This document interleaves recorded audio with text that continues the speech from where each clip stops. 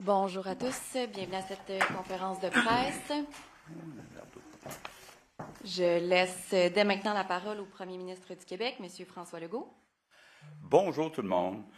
Je suis accompagné de Christine Fréchette, qui est ministre de l'Immigration, de la francisation et de l'intégration.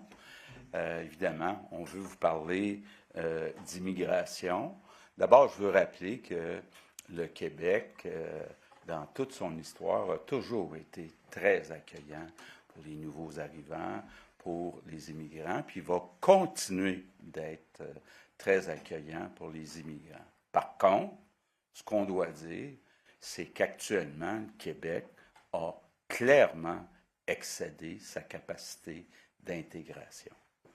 Et je veux vous donner quelques chiffres. Comme vous le voyez sur le tableau, depuis 2 ans, donc seulement 2 ans, on est passé de 300 000 immigrants temporaires à 600 000 immigrants temporaires. Donc, on voit donc une réelle explosion du nombre d'immigrants temporaires. C'est pas rien, là, en 2 ans, ajouter 300 000 immigrants. Ça met une pression énorme sur les services publics, que ce soit en éducation, en santé ou tous les services publics. Ça met une pression énorme sur le logement. Faites un petit calcul, là, 300 000 personnes de plus en 2 ans, c'est plus de 100 000 logements. On n'est pas capable de construire 100 000 logements. Si demain matin, ces 300 000 personnes-là n'étaient pas là, il n'y en aurait pas de crise du logement. Je le répète, là, puis je sais qu'il y en a que ça les choque quand je dis ça, là, mais c'est factuel. Et ce qui est important de dire aussi, c'est que ça met en jeu l'avenir du français, en particulier à Montréal. Donc, moi, comme représentant, responsable, dirigeant, appelez ça comme vous voudrez, du seul État qui représente une majorité de francophones, j'ai la responsabilité de réduire le nombre d'immigrants, en particulier à Montréal, pour protéger le français. C'est important de dire, là, puis je ne veux pas rentrer dans tout le détail, mais grosso modo, sur les 600 000 immigrants temporaires, il y en a 420 000 qui sont sous la responsabilité du gouvernement fédéral. Donc, 180 000 qui sont sous la responsabilité du gouvernement du Québec. Ce qu'on a demandé au gouvernement fédéral, rappelez-vous, en juin, j'ai été très clair avec Justin Trudeau, c'est de réduire de moitié le nombre d'immigrants temporaires qui sont sous leur responsabilité. Donc, soyons concrets, là, ça veut dire passer de 420 000 à 210 000. Donc, c'est important. C'est en fait revenir au niveau qu'on avait il y a 2 ans. On ne parle pas de revenir au niveau il y a 50 ans, là. Revenir au niveau qu'on avait il y a 2 ans. Puis c'est urgent que le gouvernement fédéral agisse rapidement. Maintenant, le gouvernement du Québec a quand même la responsabilité de 180 000 des 600 000 immigrants temporaires. Bon, d'abord, on va s'entendre sur une chose. Sur les 180 000, il y a 120 000 étudiants étrangers. Ce qu'on s'est rendu compte, c'est qu'on n'a pas les outils légaux à Québec pour être capable de limiter le nombre d'étudiants étrangers par établissement d'enseignement. Donc, je vous annonce, première annonce, que dès le début de la session, là, donc dès cet automne, on va déposer un projet de loi pour se donner le pouvoir de limiter le nombre d'étudiants étrangers dans certains établissements où il y a eu, entre autres, des abus au cours des dernières années. Restent les 60 000 travailleurs temporaires qui sont dans le programme qu'on appelle PTET. Bon, je vous disais tantôt, notre objectif, surtout protéger le français, c'est de s'assurer qu'on réduise le nombre d'immigrants à Montréal. Sur les 60 000, il y en a 12 000 à Montréal. Donc, le pouvoir du gouvernement du Québec est quand même limité, mais le gouvernement fédéral ne manque pas une occasion de dire, ben, il faudrait que vous donniez l'exemple. Donc, aujourd'hui, on vient effectivement poser un geste à Montréal. Donc, je vous annonce un moratoire sur les demandes pour les travailleurs temporaires et sur les renouvellements pour les travailleurs temporaires du programme PTET sur l'île de Montréal pour 6 mois. Pour le poursuivre sur 1 an, sur 3 ans, sur 5 ans. Aujourd'hui, on vous annonce qu'on commence par 6 mois. Il va y avoir des exceptions. Bon, évidemment, on a besoin d'enseignants, on a besoin d'infirmières, donc ça va être des exclusions. On a besoin aussi de travailleurs en construction. Vous le savez, Hydro-Québec va avoir besoin de 35 000 travailleurs. On a beaucoup de besoins en construction, donc on exclut aussi la construction. On exclut aussi l'alimentation, ça veut dire la transformation alimentaire. Il n'y en a pas beaucoup sur l'île de Montréal, mais il reste qu'on a toujours comme intention de développer notre autonomie alimentaire. La dernière exception qu'on fait, ce sont les travailleurs qui sont mieux payés, donc qui gagnent plus que le salaire médian, qui est à 57 000 par année. C'est stratégique, ce sont des personnes qui ont des formations, qui ont des postes stratégiques, donc on ne parle sûrement pas de cheap labor, là, on parle d'emplois importants. Donc, on met en place sur l'île de Montréal un moratoire dans le programme du gouvernement du Québec sur les demandes et sur les renouvellements là, qui sont aux 2 ans, aux 3 ans, aux 4 ans. Donc, ça, c'est l'essentiel de l'annonce aujourd'hui. Donc, je termine en vous disant, ce qu'on annonce aujourd'hui, c'est un premier pas. Certains vont peut-être dire c'est un petit pas, mais il faut comprendre là, que, on a besoin de plus de pouvoir avec un projet de loi pour les étudiants. 2, le gros des immigrants temporaires, là, 420 000 sur 600 000, ça relève de programme du gouvernement fédéral. Donc, quand M. Duclos dit ce matin, j'aurais voulu être invité, bien, on va l'inviter quand il va agir sur les 420 000 qui sont contrôlés par le fédéral. Aujourd'hui, on parle du PTET qui est contrôlé par le Québec. Oui, on a besoin techniquement de l'accord du gouvernement fédéral, puis on l'a obtenu hier, mais il est temps que le gouvernement agisse sur les 420 000. Donc, je conclus en disant, j'ai un devoir. On a tous un devoir de réduire le nombre d'immigrants temporaires pour être capable de protéger nos services publics. On l'a vu là, au cours des derniers jours, il nous manque d'enseignants.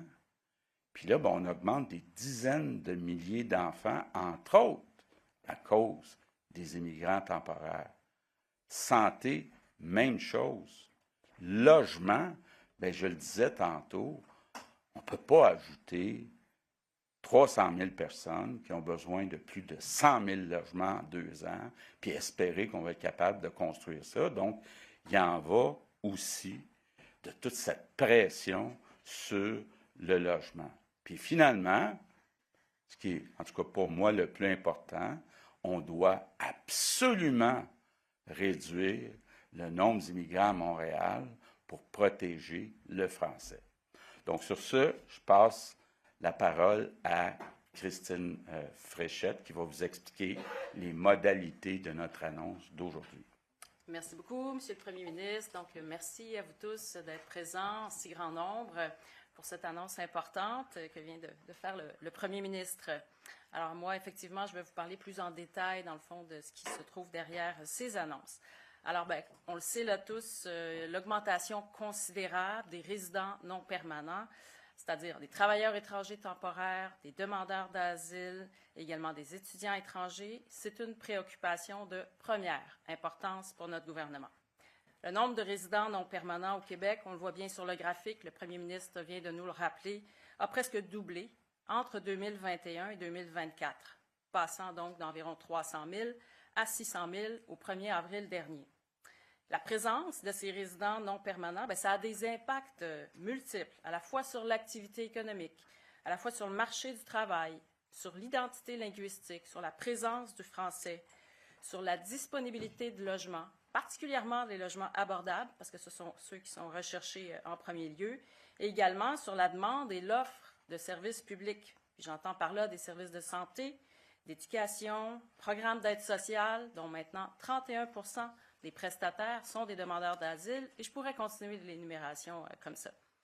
Mais dans ce contexte, il nous apparaît essentiel de limiter la croissance du nombre de ces personnes, des résidents non permanents, sur le territoire québécois, lesquels viennent s'ajouter aux personnes immigrantes accueillies de façon permanente. Parce que vous savez qu'on a un plan annuel pour l'immigration permanente. Bon, étant donné que le Québec n'a aucun contrôle sur l'arrivée des demandeurs d'asile sur son territoire, on a demandé, comme vous savez, au gouvernement fédéral de mettre en place un mécanisme de répartition pour les demandeurs d'asile à l'échelle du Canada et une diminution de 50 % de ceux qui viennent au Québec. On demande aussi au fédéral de resserrer les critères d'admission pour les visas de visiteurs, d'agir en amont parce qu'un trop grand nombre de ces pseudo-visiteurs viennent en fait pour faire une demande d'asile.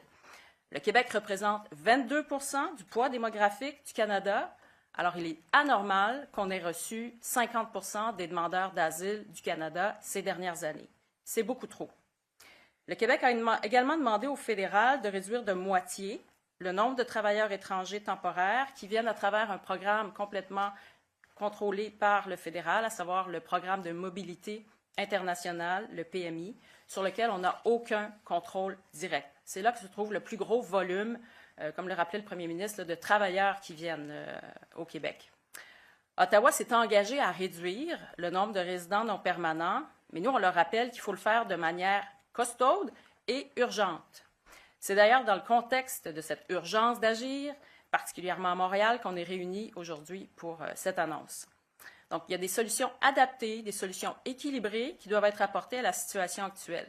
Il nous faut limiter le nombre de résidents non permanents, tout en veillant à l'atteinte des objectifs du gouvernement du Québec, notamment celui de répondre aux besoins de main-d'œuvre dans certains secteurs stratégiques, comme la santé, les services sociaux, l'éducation, l'agriculture, la transformation alimentaire et la construction. Donc, venons-en maintenant au programme là, qui est géré conjointement par le Québec et le fédéral, le PTET, le Programme des travailleurs étrangers temporaires. C'est un programme qui permet aux employeurs de combler des besoins de main-d'œuvre de façon ponctuelle. Et là, notre intervention vient en fait freiner ce recours au programme du PTET. Notre objectif, c'est de limiter la hausse du nombre de titulaires d'un permis de travail valide de façon ciblée en utilisant les bassins de main-d'œuvre disponibles, déjà présents sur le territoire, puis en protégeant aussi certains secteurs d'activité. Donc, à ce sujet-là, il y a plusieurs éléments, je vous dirais, qui distinguent Montréal. Bon, tout d'abord, le premier ministre l'a rappelé, c'est Montréal qui subit la pression la plus forte sur le français. C'est là où des gestes les plus importants doivent être posés pour stopper le déclin puis renverser le déclin du français. Puis on a déjà adopté des mesures importantes à ce sujet, puis on va continuer de le faire. Montréal se distingue aussi en matière démographique puis en matière de main-d'œuvre. Montréal, c'est l'endroit qui a connu la plus forte croissance démographique au Québec en raison de l'afflux des résidents non permanents. On parle d'une croissance de 4,3 % à Montréal, contre 2,3 % dans le reste du Québec. Donc, l'écart est énorme.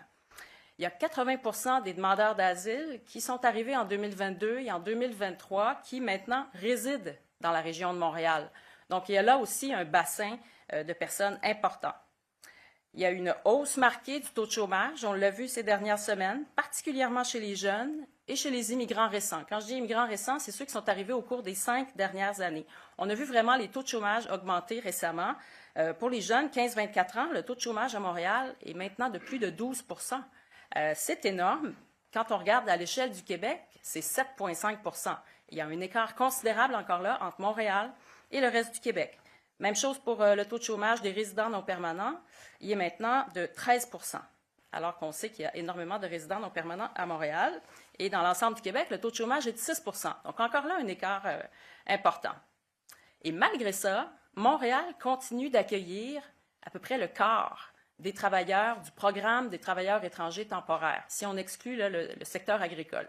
On est près du quart. Donc, il y a encore beaucoup de recrutement à l'international qui est fait par des employeurs de Montréal pour des emplois à bas salaire, même si le marché de l'emploi montréalais est moins tendu qu'il ne l'était.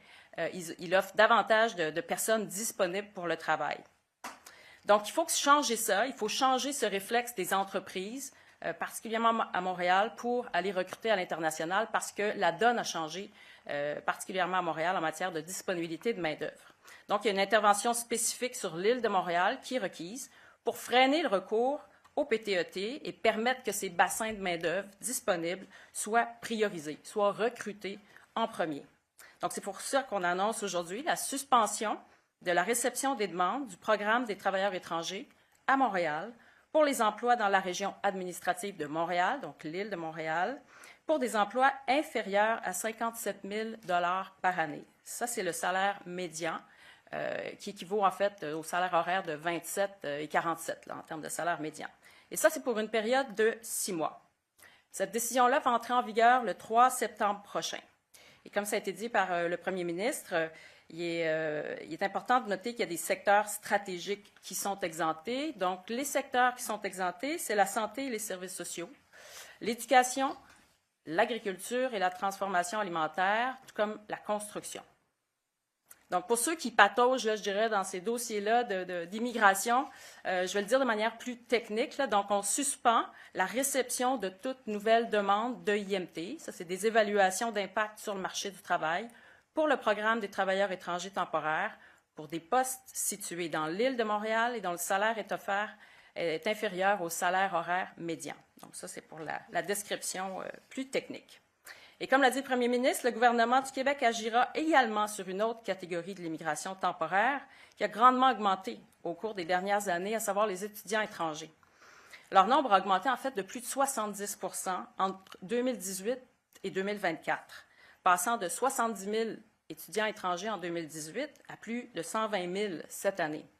Donc, un projet de loi va être déposé lors de la prochaine session parlementaire pour nous donner le pouvoir d'encadrer le nombre d'étudiants étrangers dans les établissements d'enseignement. On va se doter, en fait, de leviers juridiques pour mieux encadrer ces étudiants étrangers et leurs venus.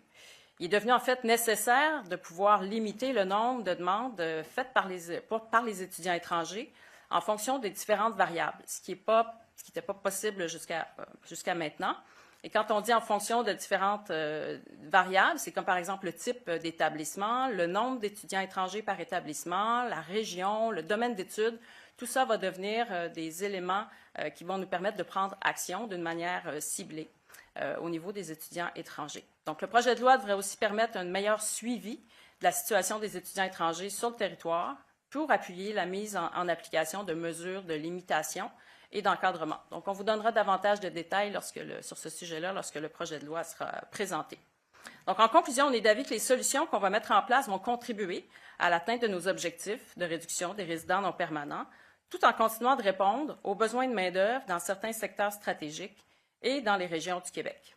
L'action du fédéral va toutefois être déterminante pour réduire le nombre de travailleurs dans les programmes fédéraux que sont le programme de mobilité internationale, le PMI, et également pour le programme d'accueil des demandeurs d'asile.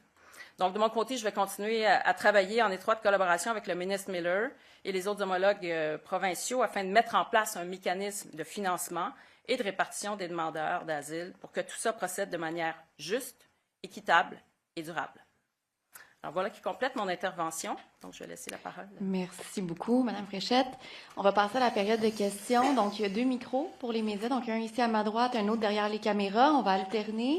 Ce sera une question, une sous-question par journaliste, s'il vous plaît. On va commencer en français et terminer en anglais. Je laisse la parole. Bonjour à vous deux. Louise Leduc de la presse. Je m'intéresse beaucoup à l'éducation. Vous n'avez pas beaucoup parlé là, du projet de loi de l'automne. Est-ce que ça va toucher aussi les cégeps? On sait qu'il y a certains cégeps là, dont les programmes dépendent de l'afflux des étudiants étrangers. Qu'est-ce que vous avez à dire sur un petit peu plus de détails là-dessus? Bien, je veux rassurer les établissements d'enseignement en région.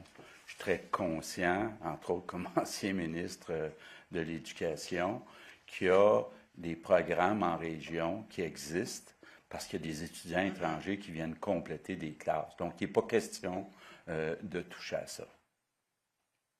OK, mais donc, quand vous disiez il y a eu des abus dans certains établissements, comment vous allez, tu sais, comme ça va être quoi votre barème pour déterminer combien qu'il en faut? Parce que là, ça ne sera pas par établissement, que je comprends. Alors, comment vous allez faire ça? Ça va être par établissement, mais ben là, je ne veux pas non plus commencer à expliquer un projet de loi qu'on va déposer dans quelques semaines. Je vous répondrai à vos questions dans quelques semaines quand le projet de loi sera déposé, mais je veux quand même rassurer les établissements, que ce soit en formation professionnelle, en formation technique, collégiale, de façon générale, préuniversitaire et universitaire en région. Il n'est pas question de venir fermer des classes en réduisant le nombre d'étudiants étrangers en région. Prochaine question. Bonjour, Marie-Lise de TVA. Je suis ici cachée. Ouais. Si vous n'avez pas besoin de l'autorisation du fédéral, pourquoi agir maintenant? Pourquoi pas avoir implanté cette mesure plus tôt? Bon, d'abord, revenons à ces chiffres-là. On a 600 000 temporaires, OK? Il y en a 420 000 qui relèvent d'Ottawa. Donc, je pense que c'est assez évident qu'il faut commencer par ce 420 000. Mais, M. Trudeau puis M. Miller dit « Oui, mais vous n'avez pas agi sur vos 2 catégories. » Bon.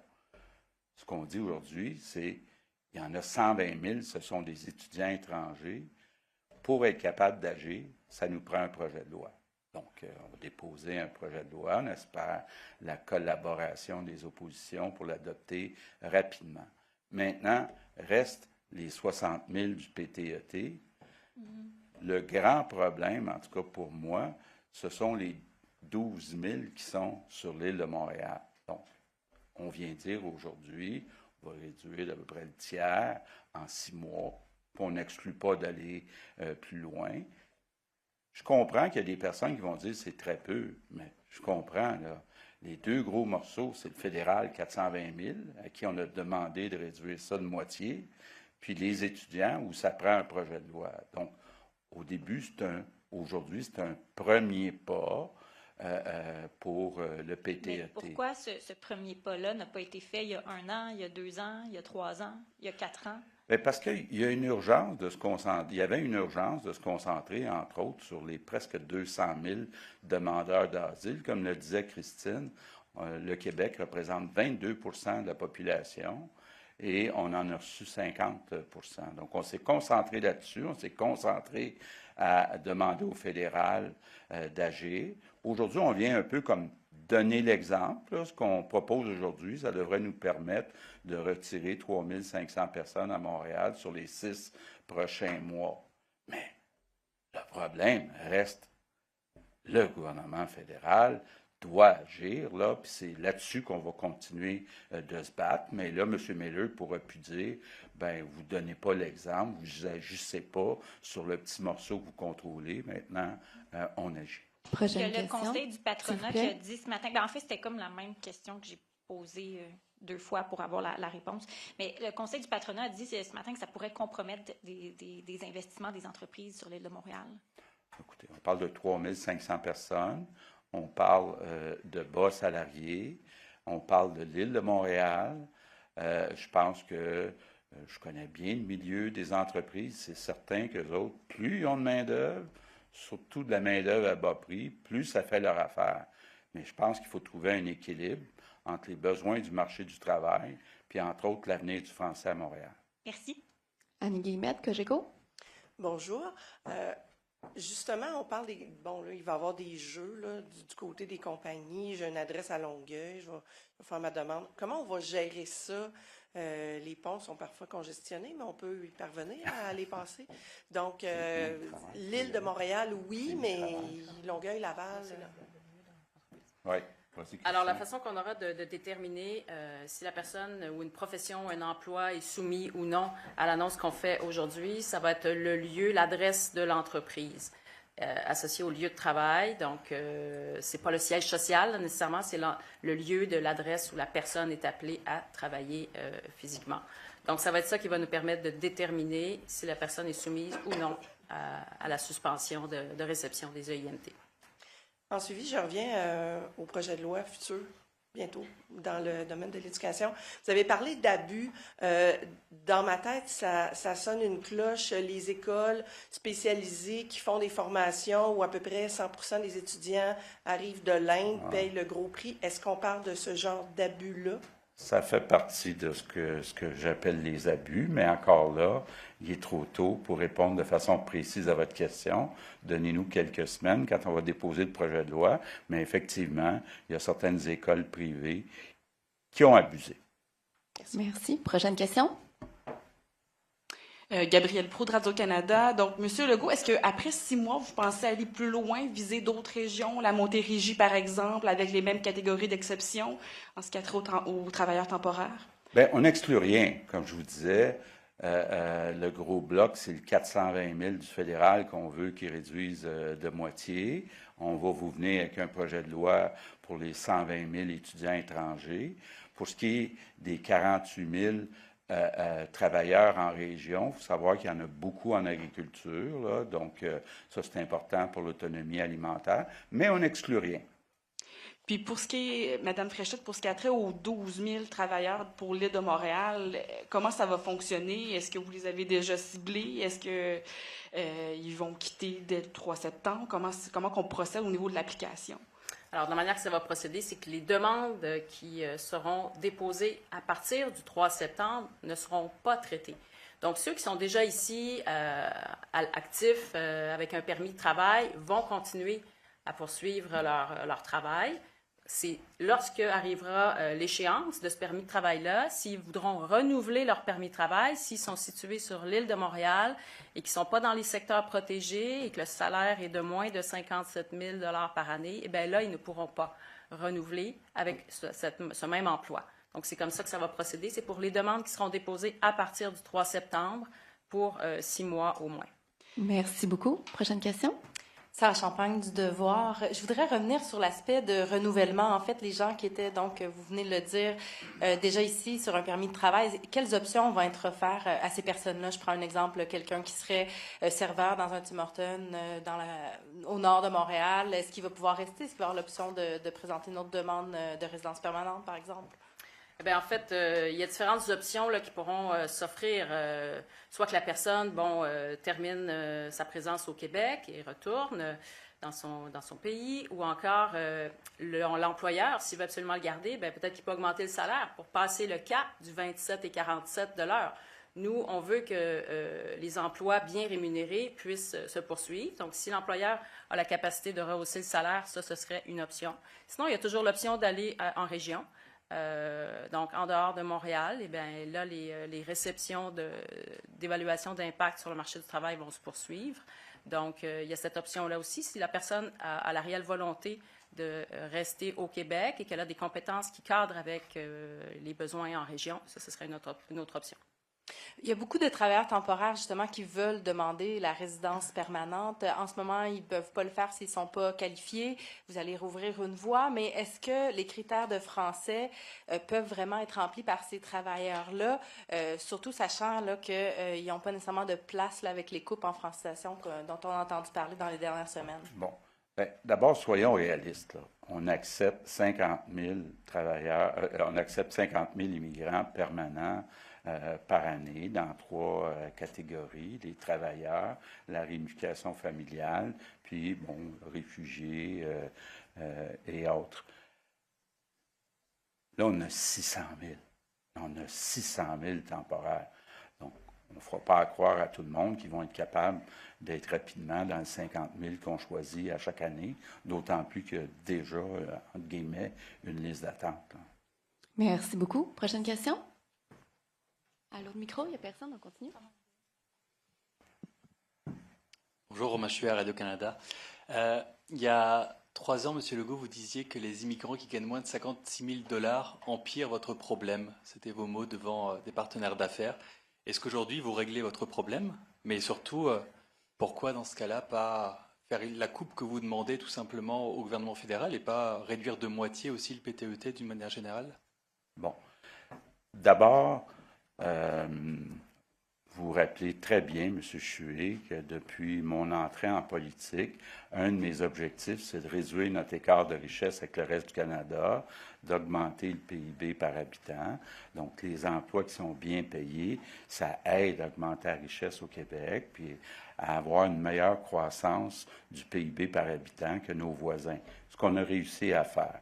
Donc, pour moi, il y a une différence, effectivement, entre les salaires bien payés et les salaires moins bien payés.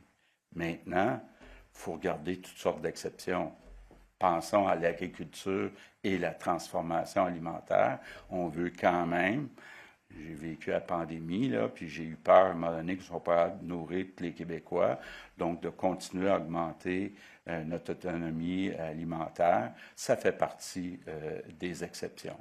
Mais effectivement, l'autre chose aussi que je vous dirais, les étudiants, là, moi j'ai un faible pour les étudiants parce que ce sont des personnes qualifiées, jeunes, qui viennent augmenter le salaire moyen au Québec. Donc, je pense que la plupart des endroits dans le monde essaient d'attirer le maximum de travailleurs bien payés, bien qualifiés. Bien sûr, tout le monde doit faire son effort pour aider les personnes démunies qui recherchent une vie meilleure.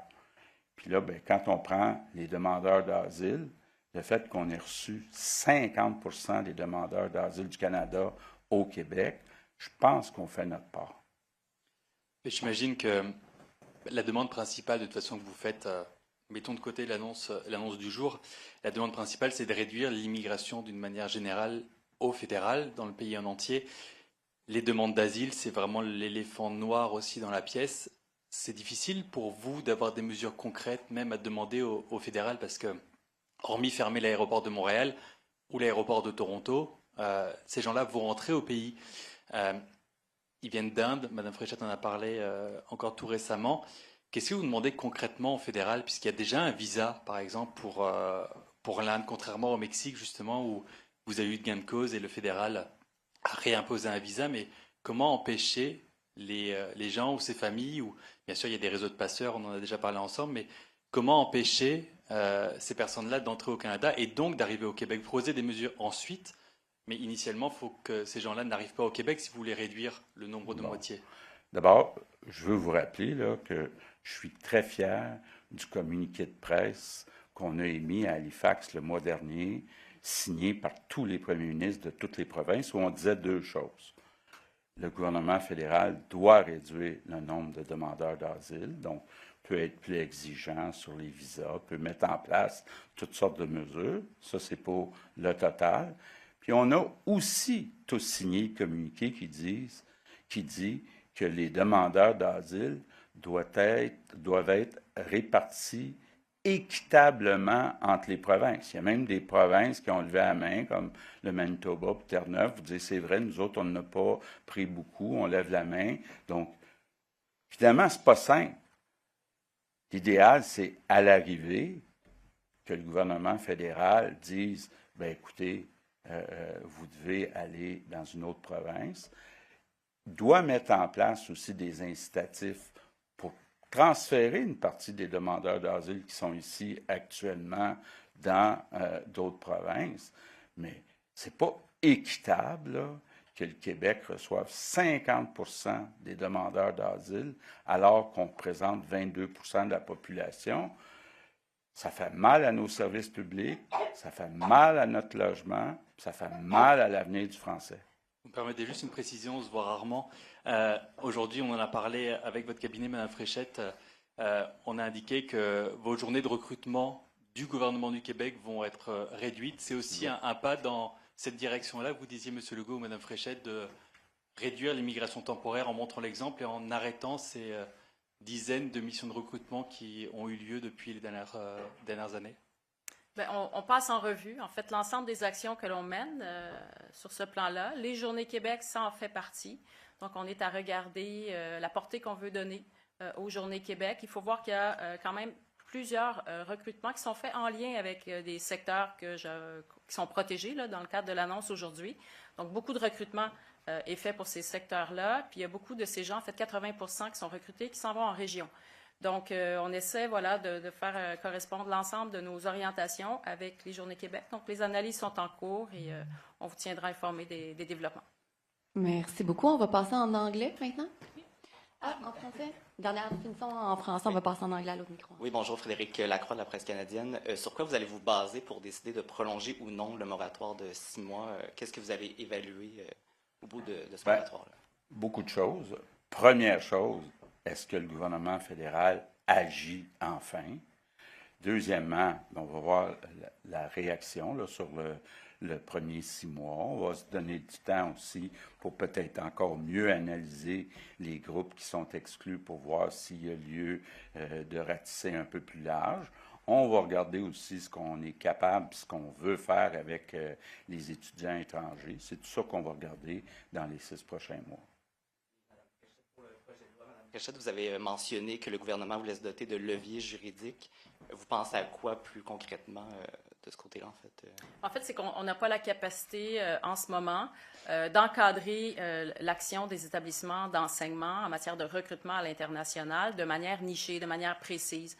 Ce n'est pas un enjeu qui avait été soulevé auparavant, donc les outils n'existent pas à l'heure actuelle pour intervenir. Donc, on va avoir un projet de loi qui va nous permettre d'intervenir, soit en agissant par établissement ou en agissant par région, en agissant par programme. Donc, c'est des orientations qu'on va vouloir mettre dans le projet de loi, mais on vous reviendra avec les précisions. Merci beaucoup. On va passer en anglais. Maura Forrest, Canadian Press. This new legislation that you're talking about, to what extent is it going to target the English language universities, McGill and Concordia, for example? Bon, like I said, regarding the students, we will table a bill at the beginning of the session this fall, so that will be the right time to ask this kind of question. Regarding your announcement today, you're talking, if I understood correctly, about a reduction in 3,500 people over 6 months out of what you're saying is about 600,000. Is this just a symbolic measure? No, I think we have to show the example because we're putting a lot of pressure since almost a year on Justin Trudeau to reduce the 420,000 temporary immigrants controlled by the federal government. Few times Mr. Trudeau and Mr. Miller said, but what about your program? So, like I said, regarding our program, we only have 12,000 workers in Montreal in Quebec program. So we take action today. So I hope they won't use this argument anymore and finally make a move to reduce the number of immigrants. Merci. Prochaine question. Good morning, Premier. Can you just go over the reasons why you're making this announcement today? What are your motivations exactly? Okay. Well, first, in the last 2 years, we've seen an increase of 300,000 temporary immigrants, 300,000 additional people. So, of course, it has a major impact on services like education, like healthcare. A major impact also on housing. When we talk about an additional 300,000, it means more than 100,000 additional houses that are needed. No way we can build 100,000 places within 2 years. So it has a major impact. And especially in federal programs, a lot of the people come to Montreal. They don't speak French. And we've seen in the last years that there's a decrease about every 5 years. That's the statistic we have in the percentage of Francophone. So I think it's important for the future of French also to reduce this number. And on top of that, if we talk about asylum seekers, it's not fair that in the last few years, Quebec received 50% of them coming to Canada, while we represent only 22% of the population. And even premiers or other provinces, they signed a press release last month saying we have to distribute them between the provinces. Talking about that, can you just specify what is it exactly that you're asking Justin Trudeau? Okay, what we are asking, there are mainly two important programs at the federal level, the asylum seekers and what we call the PMI. Yes. We have some workers in that, but also a lot of other people. What we're asking him is to reduce the number by 50% as soon as possible. So that's what we are asking him. I would say that at least for the last 6, 8, 10 months, we're asking that. And so far, they haven't taken any major action. So it's about time they move, because even Quebecers, they suffer regarding housing, regarding services. And of course, it put a lot of pressure on French, especially on the island of Montreal. What would you tell people that are feeling that you're blaming temporary immigrants for the problems of this province? You're talking about the housing crisis, education. It seems that you're putting the fault on temporary immigrants only. What would you say? It's facts. I think we are, in Canada and Quebec, the place in the world welcoming the highest number of immigrants. Come on, it's a question of facts.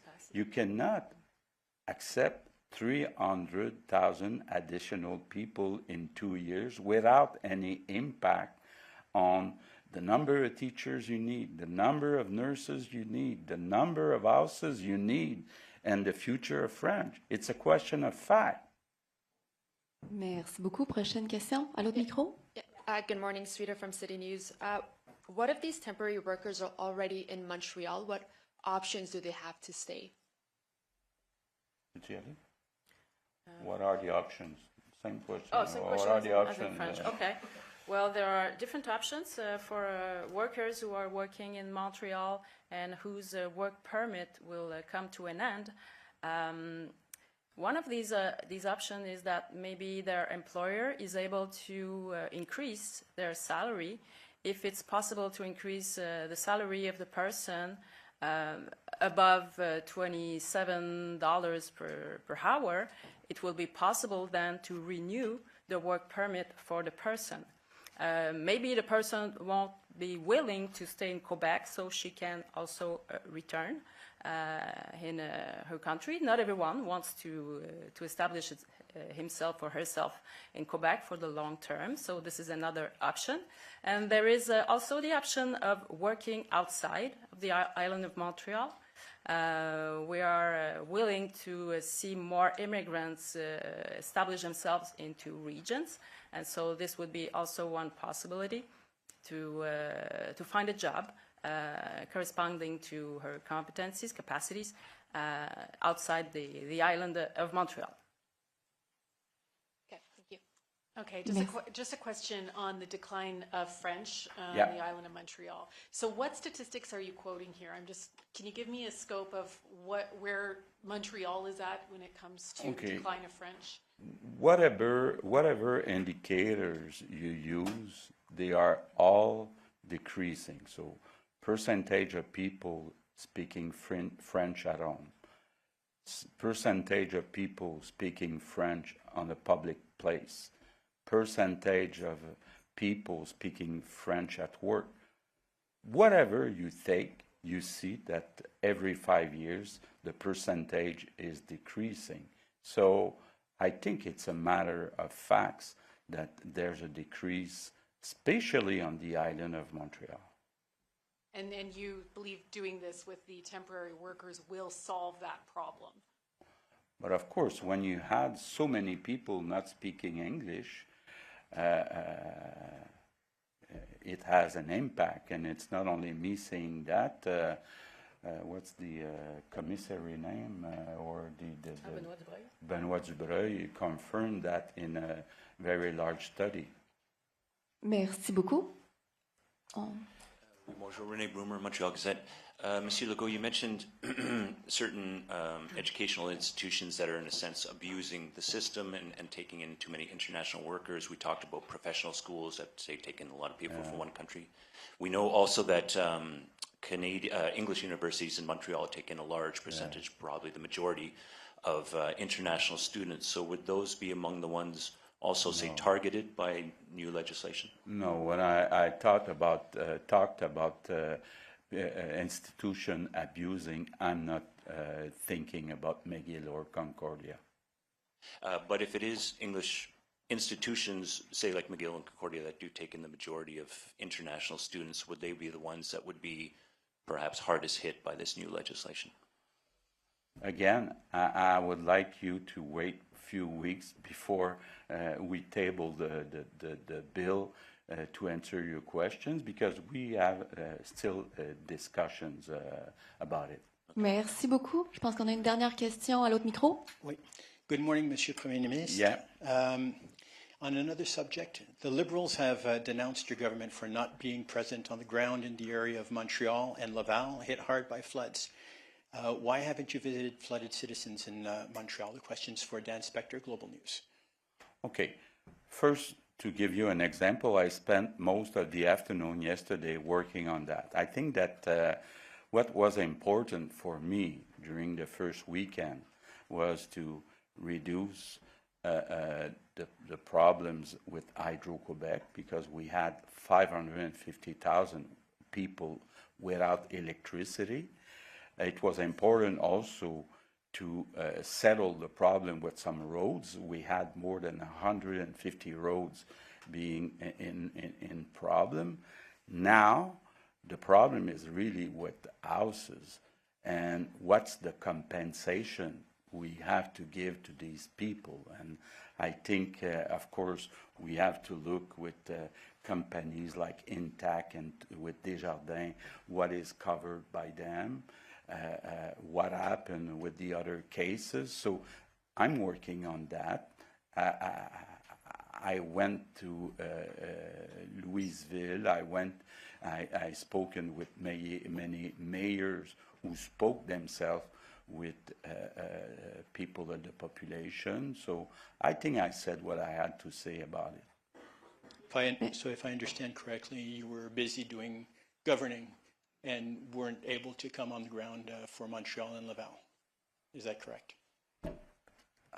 What I said is that I think I did my job, and I will always make sure that I work for Quebecers and making sure we have to give them help. And it's not easy to settle programs regarding